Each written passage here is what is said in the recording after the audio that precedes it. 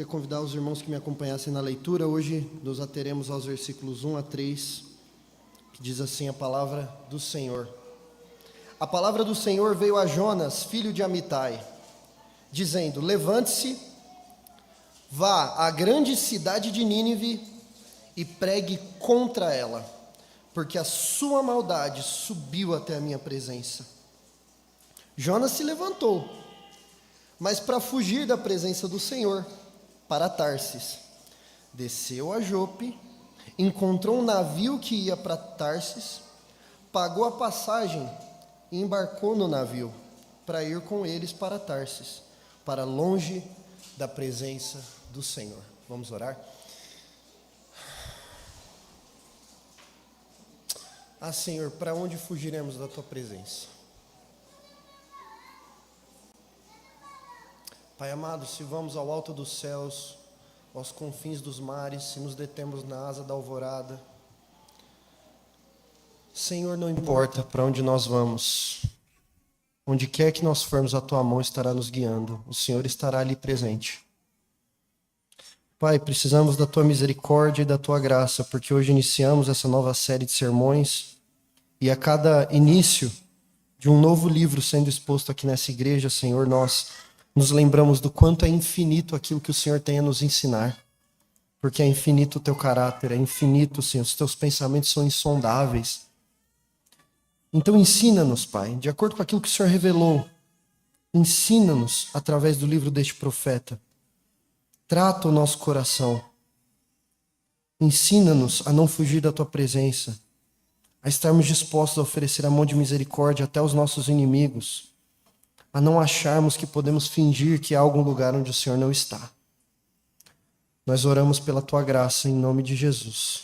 Amém.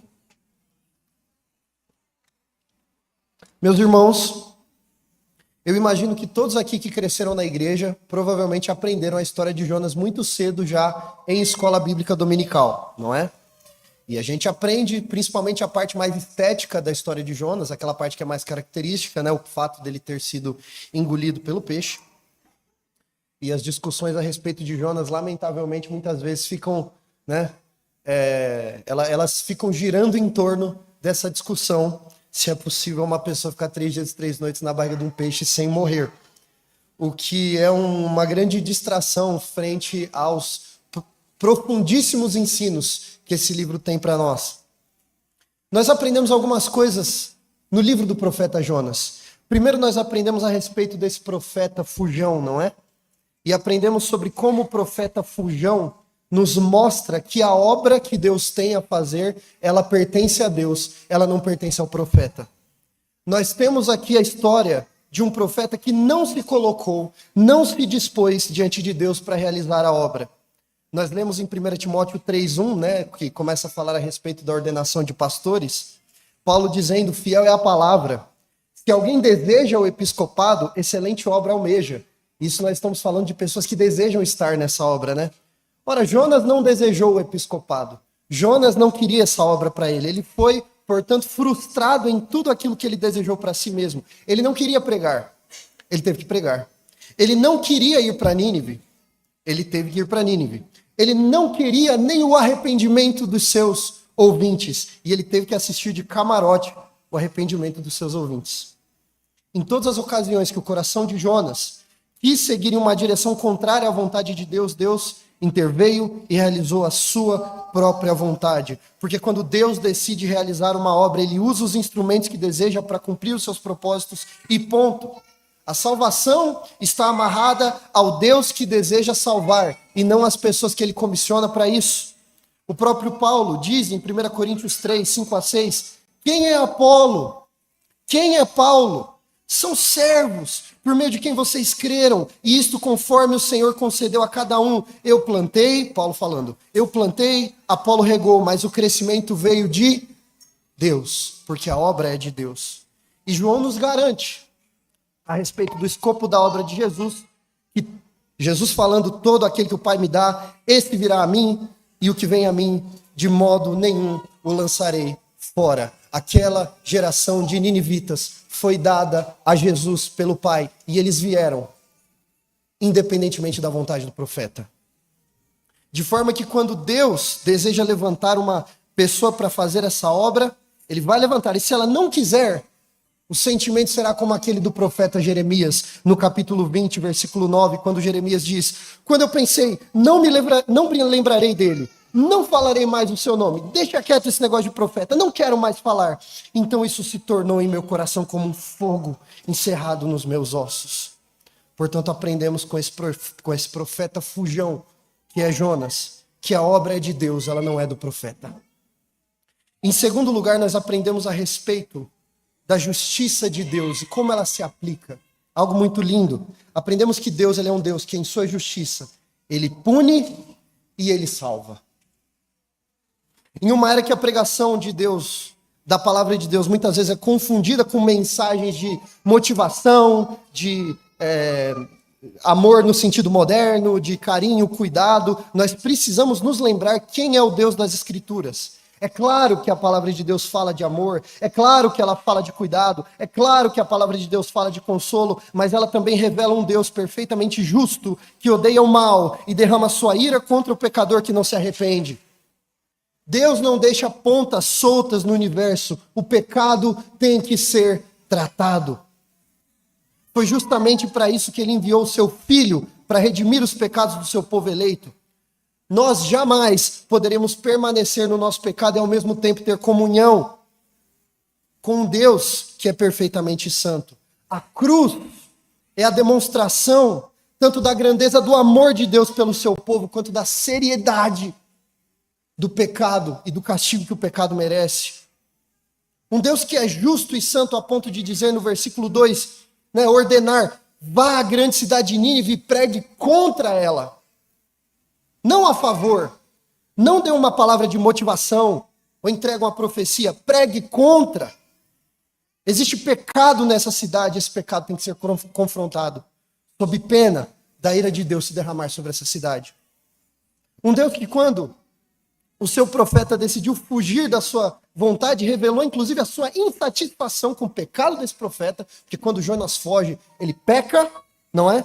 E Deus demonstra a sua insatisfação por meio de uma tempestade que não se acalmou, enquanto aquela situação não foi nivelada de novo com a vontade de Deus, que era que de Jonas fosse para Nínive. Mas um Deus que ao mesmo tempo demonstra misericórdia para com o pecador que se arrepende. Nínive, uma cidade inimiga do povo de Deus, demoníaca, violenta, terrível.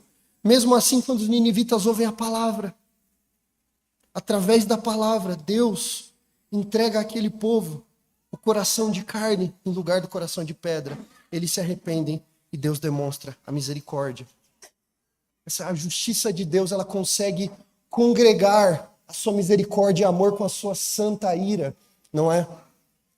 E a cruz é o maior exemplo disso, quando Deus ele demonstra na cruz o ódio dele ao pecado, que estava todo colocado em Jesus ali para ser destruído, e também o amor dele pelo seu povo. Eu gosto muito da frase de A.W. Tozer, quando ele vai falar sobre a santidade de Deus no seu livro, Os Atributos de Deus, ele fala: aquilo que a sua justiça exigiu, a sua graça supriu em Cristo Jesus, nosso Senhor.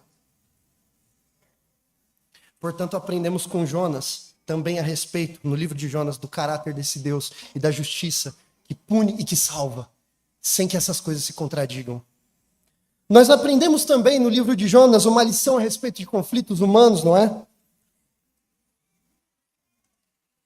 A respeito de como seres humanos, por vezes, assim como falamos na EBD, nós achamos que é a nossa ira que precisa ser aplacada e não a ira de Deus. Uma lição sobre como conflitos de guerra, conflitos militares, conflitos políticos, no caso aqui em Jonas especificamente, o conflito geopolítico entre duas nações, Israel e a Assíria, país da qual a cidade de Nínive viraria capital. Esse tipo de conflito pode tornar o ser humano completamente indisposto a estender a mão de misericórdia a um povo que, sim, comete pecados terríveis, mas que é formado por pessoas que, assim como eu e você, às vezes não sabem distinguir a mão direita da esquerda. Que se não fosse a misericórdia de Deus, jamais se converteriam dos seus maus caminhos, jamais. E por mais que entendamos que Deus é glorificado, tanto quando salva pecadores, por causa da sua maravilhosa graça e misericórdia, quanto quando ele condena pecadores por causa da sua justiça e da sua santidade, o nosso coração muitas vezes faz determinados recortes da realidade, quer pegar um pedacinho da verdade, estender ela à condição de verdade completa e quer se tornar o juiz e decidir quem receberá ou não a oferta de salvação. E às vezes encontra muito mais alegria em ver Deus condenando do que em ver Deus salvando. O ser humano consegue colocar um grupo inteiro de pessoas dentro de uma caixinha chamada ninivitas, dizer, eu odeio ninivitas, e aí se sentir justificado por odiar aquele pacote, na medida que pensa em termos abstratos e coletivos, e não no João, na Maria, no Zé. Como se a ira que precisasse ser aplacada fosse a nossa, e não a do justo Senhor. E tudo isso aprendemos em Jonas. Enquanto aprendemos também, a todas as vezes que alguém pergunta, nossa, você é doido? Você não acredita na ciência? Você realmente acredita que Jonas ficou vivo dentro da barriga de um peixe e não morreu? Envolto de todo aquele suco gástrico, não é? Você pode dizer, olha, eu acredito que Deus fez o mundo em 6 dias, que Moisés abriu o Mar Vermelho, eu acredito que o martelo boiou, eu acredito que o rio Nilo se tornou sangue, e acredito no mais absurdo dos milagres, que é o fato de que o meu Senhor Jesus não ficou morto, ele ressuscitou. Isso aqui tá bem mais fácil, ficar vivo na barriga do peixe, não é? É isso. Não me pergunte se eu acredito na barriga do peixe, Jonas. Eu acredito em milagre. Eu acredito em um Deus que faz o que quer, não é? E não tem a menor obrigação de te explicar cientificamente como um peixe consegue segurar a pessoa lá dentro. Não tem explicação científica para a ressurreição de Jesus. Eu só acredito em milagres. Pronto.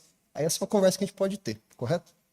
Pois bem, me acompanhe no versículo 1, que diz, a palavra do Senhor veio a Jonas, filho de Amitai, dizendo. Pois bem, quando nós lemos a expressão,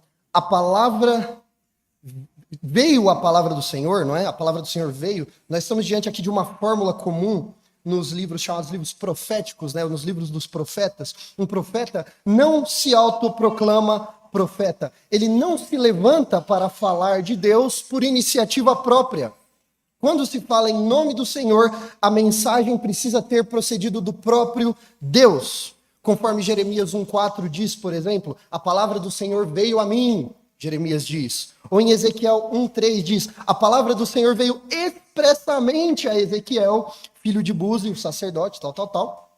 E quando nós encontramos, por exemplo, na Escritura a expressão, assim diz o Senhor, é um profeta deixando claro que antes disso a palavra do Senhor veio a ele. O que ele vai dizer não saiu da cabeça dele antes, é uma mensagem expressa de Deus.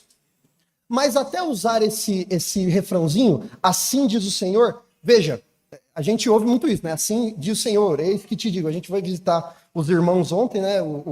Cadê o irmão Ricardo? A gente estava conversando sobre, né, quantas profecias, né? A gente já recebendo, Deus me disse que a sua, né, tal, que fulano vai morrer, Deus me disse que tal coisa vai acontecer. Nem você colocar esse refrãozinho, assim diz o Senhor, não confere autoridade ao que você vai dizer necessariamente. Não é? Em Êxodo 3,10, por exemplo, é dito, Deus falando a Moisés, agora venha, eu o enviarei a Faraó para que você tire do Egito meu povo, os filhos de Israel. E aí no capítulo 5, verso 1, nós lemos, depois Moisés disse a Arão, foram e disseram a Faraó, assim diz o Senhor. Então, para que Moisés pudesse dizer, assim diz o Senhor, o que aconteceu antes? Deus veio e falou, é isso aqui que você vai falar. A palavra do Senhor veio a Moisés antes. A palavra do Senhor veio a Ezequiel antes. A palavra do Senhor veio a Jeremias antes e a palavra do Senhor veio a Jonas. A constante é, Deus chama, Deus envia, Deus dá a mensagem e aí o homem fala. Dizer assim diz o Senhor não prova que Deus realmente falou. O que prova é Deus ter lhe dado a palavra primeiro. E quando é assim, o Senhor, ele condena. Em Jeremias 23, nós temos a fala de Jeremias a respeito disso. Jeremias falando, né, em nome de Deus falando através da boca de Jeremias, eis que eu sou contra esses profetas, diz o Senhor, que pregam a própria palavra e afirmam, ele disse. Eis que eu sou contra os que profetizam sonhos mentirosos, diz o Senhor, e os que contam. e os contam, e com as suas mentiras e leviandades fazem o meu povo andar errante. Eu não os enviei, nem lhes dei ordem alguma. Eles não trazem nenhum proveito a este povo, diz o Senhor. Não é porque eles falaram que Deus disse mesmo. Por que Jonas é um profeta? Porque a palavra do Senhor veio a Jonas. Por isso ele é um profeta. E, isso posto, a quem a palavra de Deus veio?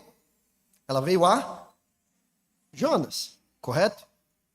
Este Jonas é mencionado no segundo livro dos Reis, no capítulo 14. Ele foi um profeta que profetizou durante o reinado de Jeroboão II, no Reino do Norte. Ele profetizou à época a expansão de Israel no reinado do rei Jeroboão ali, Jeroboão II, não aquele primeiro que pegou o Reino do Norte depois que teve o racha. Não, isso foi o segundo Jeroboão. Jonas profetiza nessa ocasião, tá? Por volta de quase 800 ali antes de Cristo. Segundo livro dos Reis diz o seguinte, no capítulo 14, versos 24 e 25. Jeroboão fez o que era mal aos olhos do Senhor, jamais se afastou de nenhum dos pecados de Jeroboão, filho de Nebate, que este levou Israel a cometer. Restabeleceu os limites de Israel, ele vai falar da ação política dele agora, né? Restabeleceu os limites de Israel, desde a entrada do Amate até o mar de Arabá, segundo a palavra do Senhor Deus de Israel, anunciado por meio do seu servo Jonas, filho de Amitai, que era de Gat-Hefer. Pode deixar esse texto na tela, então, por favor, por enquanto. Ó. Então, o segundo livro dos Reis, nós vemos que a expansão do rei Jeroboão II de Israel que ele fez foi profetizada anteriormente pelo mesmo Jonas que nós estamos aqui falando a respeito. Inclusive, este Jonas, filho de Amitai, ele é de um lugar chamado Gat-Hefer. Esse território ficava ali, essa cidade ficava no território da tribo de Zebulon. Então, os irmãos se lembram que Israel era dividido em 12 tribos, cada tribo, à exceção dos levitas, tinha uma porção de terra. Essa porção de terra de Zebulon, nesta porção de terra estava a cidade de Gat-Hefer. Então, Jonas ele era, portanto, da tribo de Zebulon, correto? Nós sabemos disso porque Josué 19, né, vai falar a respeito da herança de Zebulon e nos mostra ali Gat-Hefer aparecendo como herança de Zebulon. Então Jonas era natural de Gat-Hefer, uma cidade da tribo de Zebulon, e isso fica, olha que interessante, na região da Galileia, próxima à região onde posteriormente estaria Nazaré, cidade onde cresceu, foi criado o nosso Senhor Jesus. Então Jonas estava ali pertinho da cidade que depois da região que depois se tornaria Nazaré, da Galileia. O texto nos diz que Jonas era filho de quem? Filho de Amitai. Na Bíblia dizer, né, que fulano é filho de ciclano, né, é uma forma comum ali de identificação. Josué é filho de Num, Davi filho de Jessé, nós identificamos pessoas assim. Honestamente, não é tão diferente de hoje em dia. Aqui em casa, se eu disser para algum dos irmãos ali, irmão, chama o Azaf ali, por favor, o que você vai me perguntar? É o Azaf da Prisca? Né? Ou é o Azaf da Gabi? Né? Ou daqui a alguns meses, né? Ou é o Azaf da Welita, né? Que está para nascer. Então é uma maneira de você identificar, dado a semelhança dos nomes ali, correto? Então Jonas, sabe o Jonas do Amitai? Entendeu? Jonas, filho de Amitai, correto? Então a palavra do Senhor veio a Jonas, filho de Amitai. Versículo 2. Que palavra foi essa? Levante-se, vá à grande cidade de Nínive e pregue contra ela, porque a sua maldade subiu até a minha presença. E aqui, né, veja o que Deus diz a Jonas, né? Levante-se. Esse verbo ele vai se repetir no próximo versículo, no verso 3, dizendo que de fato Jonas ele se levantou, né? Deus diz levante-se. Algumas versões, talvez se você tiver alguma ACF, aí esteja escrito na sua Bíblia, dispõe-te. A ideia básica do verbo hebraico é ficar de pé, não no sentido de fisicamente ficar de pé, mas de dispor-se para alguma coisa, né? Igual quando você fala para o seu filho, levanta, né? Você não quer só que ele fique em pé, você quer que ele faça alguma coisa, né? E aqui ficou uma lição importante, né? Levanta-te. Jonas ele vai ter que se dispor, ele vai ter que sair de onde ele está, vai ter que ir para uma situação diferente. Aqui fica uma lição importante. Existe um aspecto em que Deus ele age conosco dentro das circunstâncias comuns da nossa vida. Deus, ele na sua providência, ele nos coloca ali em lugares, relacionamentos, trabalhos, responsabilidades, dentro dos quais nós devemos servi-lo. Todo chamado de Deus, ele tem a sua regra, né? Ele envolve crer em Jesus, abandono do pecado, mas nem todas as pessoas serão missionárias em outra nação, então nem todas as pessoas na sua vida cristã regular vão precisar abandonar o que estão fazendo, as suas atividades regulares, né? Para ir para outro lugar. Se você é professor, por exemplo, Deus te colocou ali, existe uma maneira de você servir o Senhor sendo professor. Você vai agir como missionário, como luz, como sal dentro daquele ambiente, dentro da sala de aula, fazendo o seu trabalho com fidelidade, tratando seus alunos de maneira cristã, aproveitando ali as oportunidades que Deus te dá de falar da palavra e de demonstrar a vida de alguém que pertence a Cristo. Se você é enfermeiro, a mesma coisa, você vai servir como enfermeiro. Se você é empresário, né? Se você é mãe, se você é pai, se você é estudante, se você é trabalhador, existe uma esfera da vida em que a providência de Deus te colocou e você vai servir a Deus ali, correto?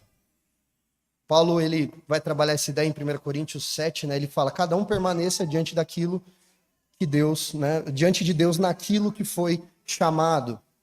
E Colossenses 3:23, Paulo diz, né, tudo que fizerem, façam com o coração, como para o Senhor, não como para pessoas. Então, o serviço a Deus, ele acontece em qualquer lugar. Mas Jonas, ele nos apresenta um outro tipo de situação. Às vezes, Deus chama alguém para sair daquilo que lhe é comum. Algumas pessoas vão sair. Algumas pessoas, você vai largar o seu trabalho e você vai ser missionário. Para algumas pessoas vai ser assim. Para algumas pessoas haverá uma ruptura com a vida que ela já está acostumada, não é? Foi o caso aqui de Jonas. Levante-se e vai viajar. Vá à grande cidade de Nínive. Saia de onde você está e vá para outra cidade. Jonas era do norte, ali em Israel, região da Galileia. Ele tinha que ir para outro país a norte, a Síria. Deus está, portanto, tirando Jonas do ambiente que ele estava e enviando ele para outro lugar. Então também existe esse chamado de Deus e há de se prestar muita atenção quando esse tipo de chamado vem, para que nós não justifiquemos o não obedecer e não seguir aquilo que Deus está chamando pelo fato de nós termos muitas atividades e responsabilidades. Porque pode ser que Deus queira que você largue mesmo.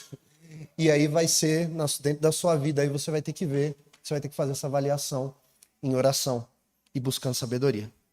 E para onde foi que Deus, para onde é que Deus queria que Jonatas fica aqui, diácono, né? Jonas, para onde é que Deus queria que Jonas fosse? Para Nínive, a grande cidade de Nínive. Nínive era a capital, ou na verdade ainda não era capital, mas era uma das principais cidades da Assíria, né? Que é uma das grandes potências, nações da antiguidade. Você tem ali na antiguidade, no Antigo Testamento, diversas nações que foram grandes pedras de tropeço na vida de Israel. Você tem o Egito, a clássica, né, que escravizou o povo de Israel, mas aí o Egito, ele é derrubado pela Síria, que depois é derrubada pela Babilônia, que depois é derrubada pelos persas, que depois é derrubada pela Grécia, pelas invasões de Alexandre, e depois ele picota aquela nação e esses picotes são dominados por Roma, quando nasce o Senhor Jesus. Nessa época aqui, nós estamos falando da Assíria ascendendo como uma grande nação na antiguidade. Nessa época, Nínive, uma cidade da Assíria, ainda não era capital, mas depois, no reinado de Senaqueribe, se tornaria capital. Isso, finalzinho do século 8, que era o século no qual Jonas vivia, né? Isso é importante para a gente entender a ordem que Deus está dando. Deus não está simplesmente mandando Jonas visitar um irmão, né? Ele está mandando Jonas visitar uma cidade estrangeira, e não é uma cidade estrangeira qualquer. Ele está mandando um profeta israelita ir a uma grande cidade pertencente a um povo que representava uma ameaça real a Israel. A história, ela é mais pesada ainda quando nós nos lembramos do que acontece em seguida. A Assíria seria justamente o império usado por Deus para destruir o Reino do Norte, alguns anos depois, não é? Então Jonas está sendo enviado para pregar a um povo que algumas décadas depois estaria diretamente envolvido no juízo de Deus sobre o país dele. Imagina a disposição que Deus está exigindo do profeta aqui. Levante-se e pregue para quem quer destruir você. Anuncie a palavra de Deus a quem você odeia e te odeia também. Fale da minha mensagem para aquele que, se pudesse, te mataria. Que disposição é essa, não é? Como nós poderíamos ter uma disposição como essa se não fosse pelo coração misericordioso que o Espírito Santo dá aos seus servos? Nós, naturalmente, não temos esse tipo de disposição. Nós não sabemos amar os nossos inimigos. Nós não sabemos estender a mão de misericórdia a pecadores, mesmo que nós mesmos sejamos pecadores aos quais Deus estendeu a sua mão. Perceba o que Deus está pedindo a Jonas e prepare-se para a possibilidade dele pedir algo semelhante a você. Estenda a mensagem da salvação do Senhor, do amor de Deus, do Evangelho, à pessoa que, se pudesse, destruiria você. Sabe aquela pessoa que te odeia e que você talvez odeie também? Talvez já tenha matado algumas vezes na sua mente? Aquela pessoa que, se pudesse fazer mal, você faria e que talvez até já tenha feito? Ora, adivinha só, Deus te chama para falar da palavra para essa pessoa. Para estender a mão de misericórdia a essa pessoa. Né? Bom, a gente não precisa ficar dando spoiler do livro de Jonas aqui, né? Tipo assim, não perca, veja o que vai acontecer com Jonas no mar semana que vem. Todo mundo sabe a história de Jonas, né? E todo mundo sabe que ao final haverá um arrependimento. Mas 100 anos depois, né? Deus levantará um outro profeta para falar em Nínive.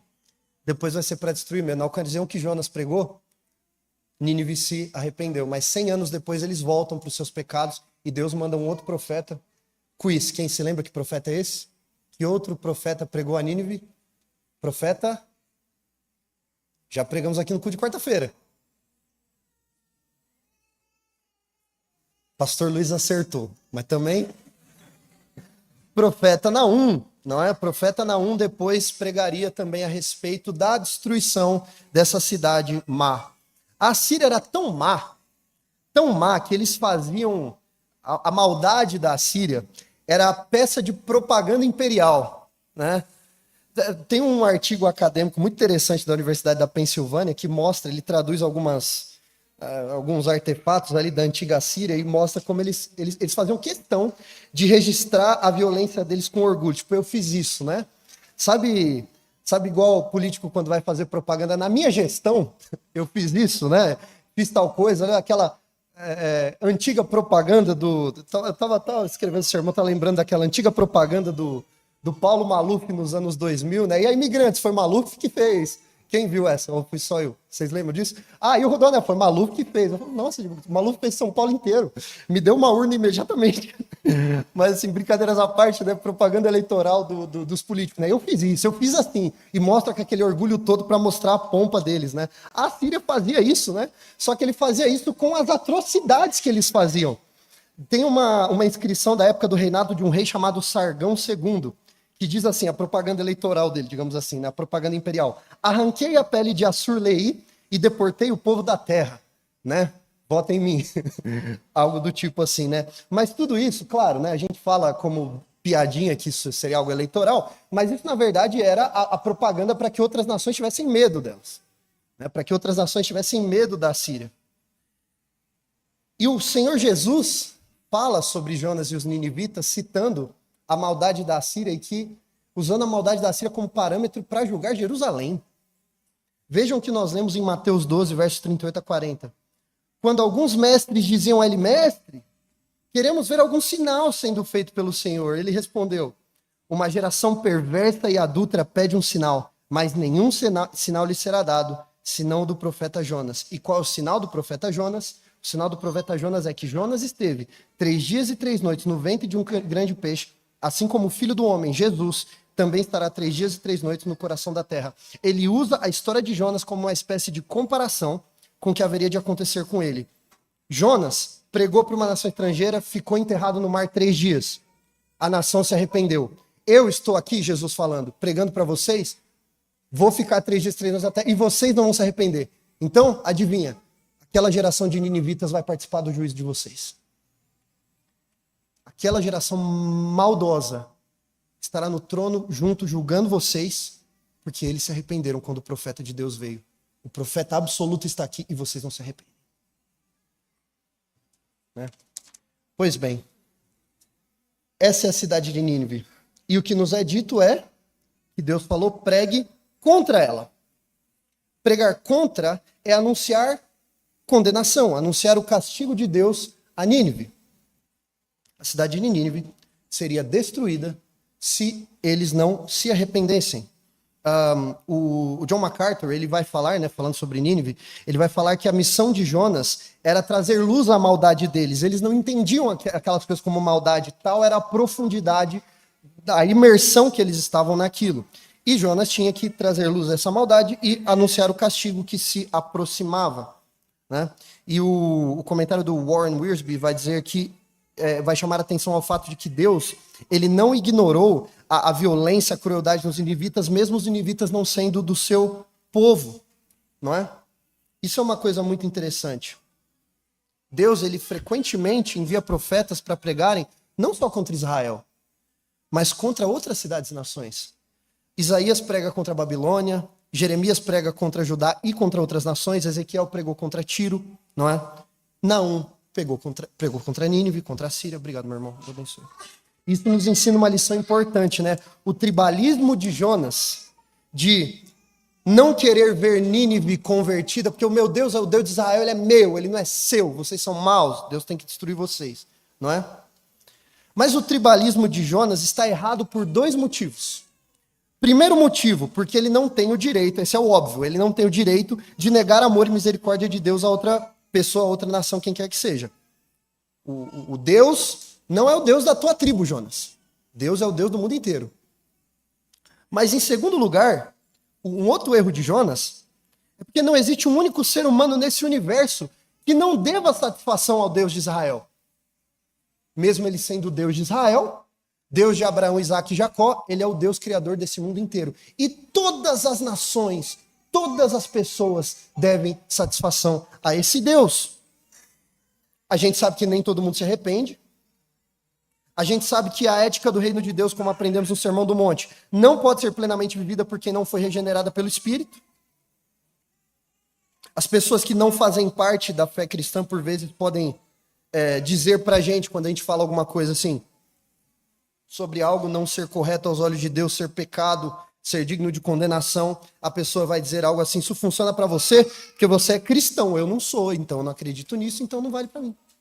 Simples. Por que você tem que obedecer essa norma cristã? Porque você é cristão, eu não sou, não vale para mim. Né? Essa é a lógica. Assim como um assírio ninivita poderia dizer, ué, eu não sou de Israel, cada um com seu Deus, cada um com seus problemas. Você segue a sua lei aí, eu sigo a minha lei aqui e cada um no seu quadrado, não é?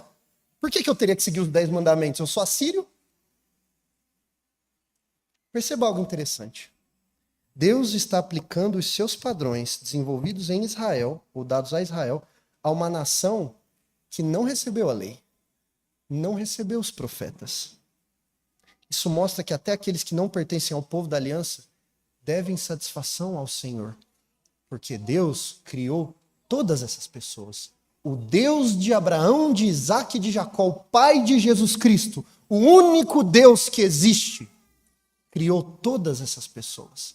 E todas elas devem satisfação a este Deus, não a Alá, porque Alá não existe. Os deuses das outras nações não existem, são demônios, vai dizer Paulo.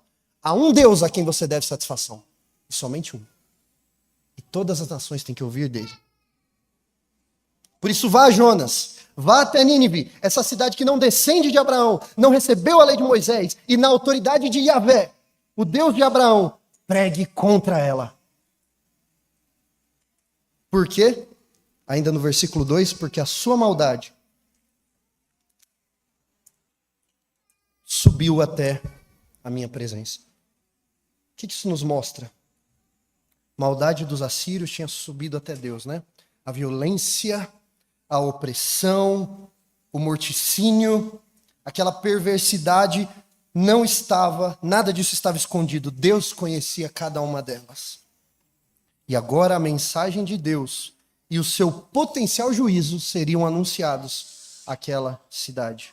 Algo interessante, como nós falamos, né? Pouco tempo depois, né? Um século depois, o profeta Naum pregaria de novo, uma geração tinha se arrependido, a geração seguinte voltou e foram destruídos. Essa questão da maldade subindo, ela é muito interessante, né? É a ideia de que as coisas que acontecem nesse mundo não ficam ocultas aos olhos de Deus, né? Então as coisas estão aqui, Deus está no topo, o que acontece aqui sobe até Deus. E o que Deus vai fazer desce do céu para a terra.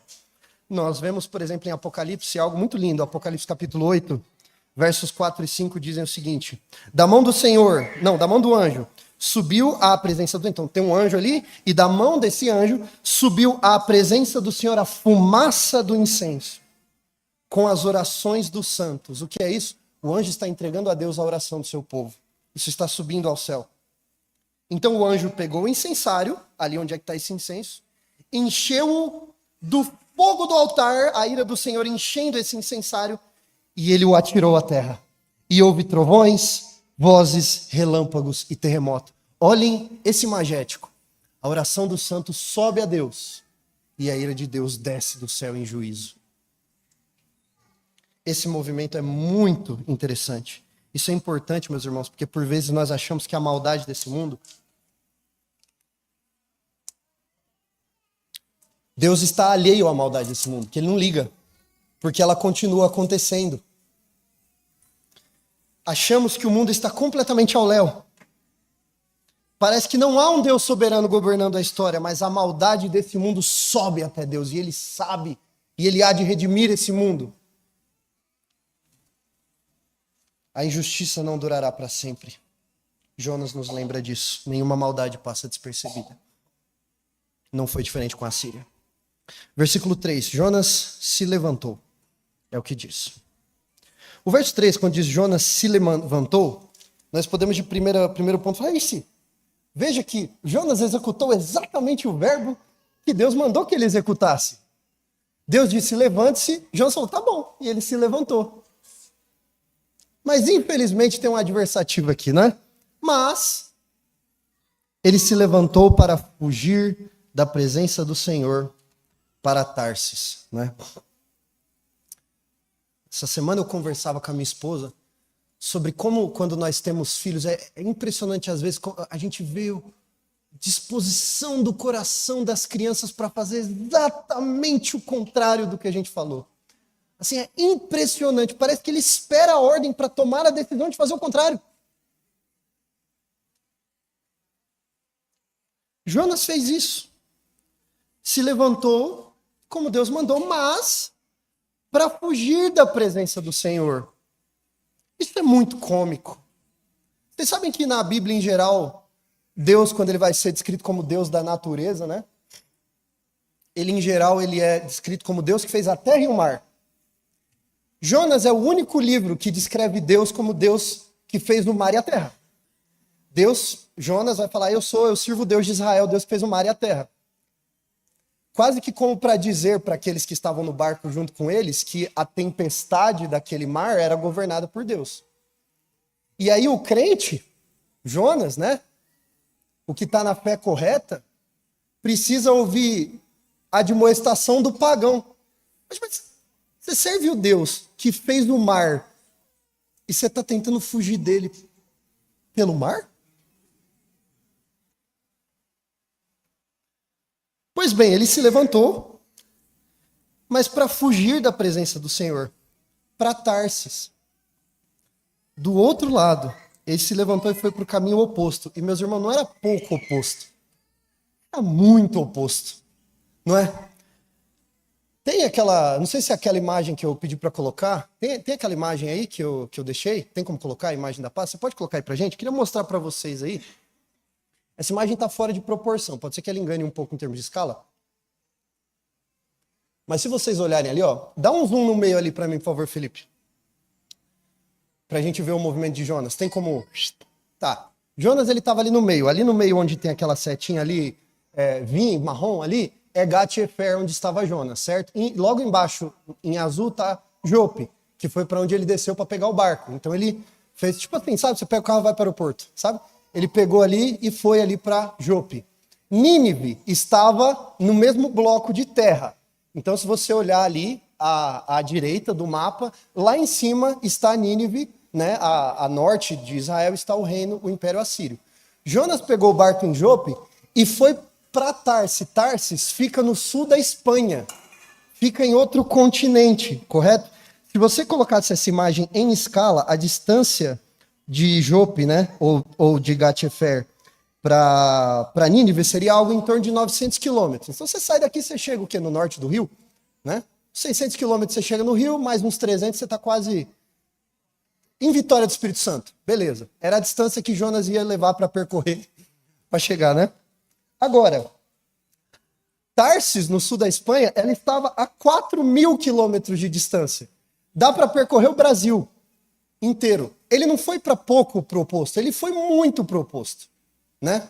Muito pro oposto do que Deus mandou. E algo interessante, né? Ele tinha que ir para o Oriente por ordem de Deus, mas aí ele foi para o Ocidente. E o que aconteceu com ele foi que ele se deteve nos confins do mar Mediterrâneo, né? Se a gente pensar no Salmo 139, não há como fugir da presença do Senhor. Salmo 139 diz: se eu subo aos céus, lá estás. Se faço a minha cama no mais profundo abismo, lá estás também.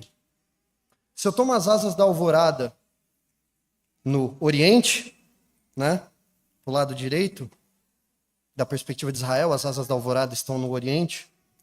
Ou se eu me detenho nos confins dos mares, ainda ali a tua mão me guiará. Então Jonas tinha que pegar as asas da alvorada, decidiu se deter nos confins dos mares e acabou no profundo abismo, né? O que foi que Jonas fez? Ele desceu para Jope e ele encontrou um navio que ia para Tarsis. Uma coisa sobre esse desceu para Jope, né? De fato, né, a Galileia está um pouco acima, ele desceu para Jope, mas essa é uma de várias ocasiões, estava até conversando com o pastor Luiz sobre isso, em que o texto diz que Jonas desceu, não é? Então, tipo, Jonas aqui ele desce para Jope, depois ele desce para o porão do navio, depois ele desce para o fundo do mar e na oração dele ele desce para o Sheol, na oração dele. Então, olha aí a vida de quem decide desobedecer a Deus, né? Fala Tim Keller, comentando, né, no livro dele, O Profeta Pródigo, ele vai dizer que a fuga de Deus ela não permanece estática. Você foge de Deus não é para ficar parado, é para se afundar mais e mais e mais e mais. E aí nós podemos perguntar, né, o que faltava para Jonas para ele simplesmente obedecer a Deus? Talvez faltasse para Jonas disposição, né? Energia. Talvez ele estivesse muito cansado, precisa descansar, mas falta. Eu acho que não. Acho que não faltava disposição nem energia para Jonas, não. Ele se dispôs. Ele tomou uma decisão. Ele tinha muita energia. Ele só usou essa energia para desobedecer a Deus. Talvez você olhe para a sua própria vida e pense que aquilo que falta para você começar a obedecer a Deus e servi-lo é algum tipo de disposição sobrenatural, né? É Deus apertar um parafuso em você e, pum, de repente, você se tornou todo disposto a fazer as coisas de Deus. Mas você tem disposição para trabalhar, você tem disposição para estudar, você tem disposição para cuidar da sua casa, você tem disposição para correr atrás de todos os objetivos materiais que você tem na vida e continuar acumulando tesouros na terra, que a traça, destrói, o ladrão escava e rouba, não é? Você encontra energia para fazer muitas coisas. Assim como Jonas. Ele encontrou a disposição, ele encontrou a energia. Ele se levantou, ele saiu da sua terra, ele desceu até Jope. Olha, que rolê. Já estou cansado só de pensar nessa sair da Jope, pegar o navio, certo? O problema de Jonas não era a falta de disposição. O problema era a direção dessa disposição. Não é? Talvez não falte a você disposição ou energia para fazer as coisas de Deus e obedecê-lo. Talvez o que te falte a você é um coração servil mesmo. É um coração obediente. Mas talvez alguém poderia argumentar, não, pastor, mas aí é falta de tempo. Se Jonas estivesse com falta de tempo, né? Afinal, talvez a rotina de Jonas, a vida de profeta, talvez a rotina dele fosse muito apertada. Como é que você vai parar o que você está fazendo assim para fazer uma viagem? Viagem longa até Nínive. Será que era isso que faltava para eles? Tempo para fazer o que Deus mandou e pegar e fazer uma viagem. Ora, Jonas encontrou tempo para pegar um navio e ir para muito mais longe. E isso também nos confronta. Porque muitas vezes nós achamos que nós não obedecemos a Deus também, não o servimos, tal, porque a vida é corrida demais. Não temos tempo para servir a Deus, não temos tempo para nos capacitarmos espiritualmente para começar a obedecê-lo, não temos tempo para nos dedicar ao reino, para visitar um irmão, para orar, para ler a palavra, não temos tempo para assumir responsabilidades na igreja, porque a vida é muito corrida, pastor. Tem coisa a fazer. Né? Mas ao mesmo tempo encontramos tempo para muitas outras coisas, não é? Nunca assumimos um ministério na igreja, mas a série está em dia, né? A gente encontra alguém vendendo mais um curso na internet, a gente se matricula imediatamente e entra na pilha de curso que você não vai fazer, né? A gente marca mais um passeio, marca mais uma viagem, começa mais uma pós-graduação, arruma mais um bico, assume mais um compromisso, arruma mais um hobby, joga futebol na sexta-feira. E não existe problema nenhum intrínseco a qualquer dessas coisas, mas não diga que você não serve a Deus por falta de tempo. Não diga isso. Porque você encontrou tempo para as outras coisas. E há atividades do reino de Deus, uma seara imensa, precisando de trabalho e os ceifeiros assistindo Netflix. E o ceifeiro jogando bola. E o ceifeiro arrumando mais uma viagem. E o ceifeiro pegando mais um hobby, não é? Mas pastor, não é isso, você não entende. Dá um desconto para Jonas, que pode ser que o que faltou para ele foi dinheiro para ele ir para Nínive. Porque como é que Deus levanta um missionário assim, para ir para o outro lado do mundo, na Indonésia, que nem está o Rômulo e a Susan? Já viram, hoje a gente estava no carro, as crianças, a gente falou do Rômulo e da Susan no carro, né, lá na Indonésia. E aí o Pedrinho, a gente pode ir? Mas se Deus levantar o recurso para a gente, igual levantou para eles. Fez a conta lá de 1 ano trabalhando sem comer para poder pagar as passagens de todo mundo para ir para a Indonésia. Né? Como é que Deus manda um missionário assim para o outro lado do mundo, gente? É caro. Que isso? Falta dinheiro. Tem alguns pontos aí, né? Até onde eu me lembro, Jesus ele elogiou a viúva pobre e disse que a oferta dela superava as grandes quantias que eram dadas para serem vistas pelos homens. O que mostra que Deus ele não avaria recurso pela quantidade, mas pela qualidade de aplicação daquele recurso. Se aquele recurso é para o reino ou se aquele recurso é só para minha satisfação. Mas mesmo assim tem coisa que é cara, né? E talvez de fato você não tenha muito recurso, talvez seus recursos sejam pequenos, né? Mas Jonas não pegou um barco e foi para outro continente? O texto diz explicitamente, ele comprou a passagem. Ele tinha dinheiro, mas ele escolheu usar esse dinheiro para desobedecer a Deus. Então talvez você não tenha muita grana, seus recursos sejam pequenos, né?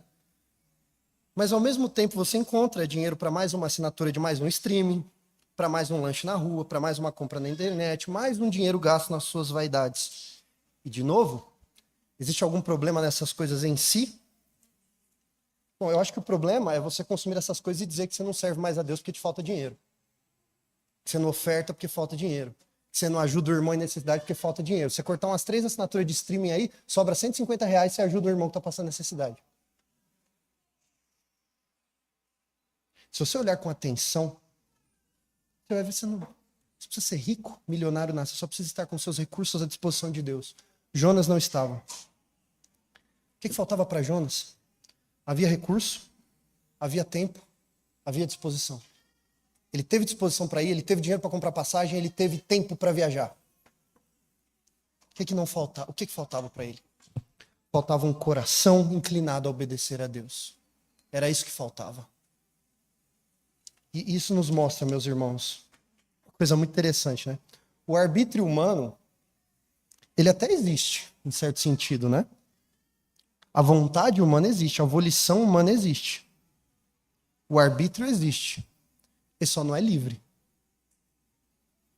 Ele só está inclinado, quebrado, inclinado à desobediência a Deus.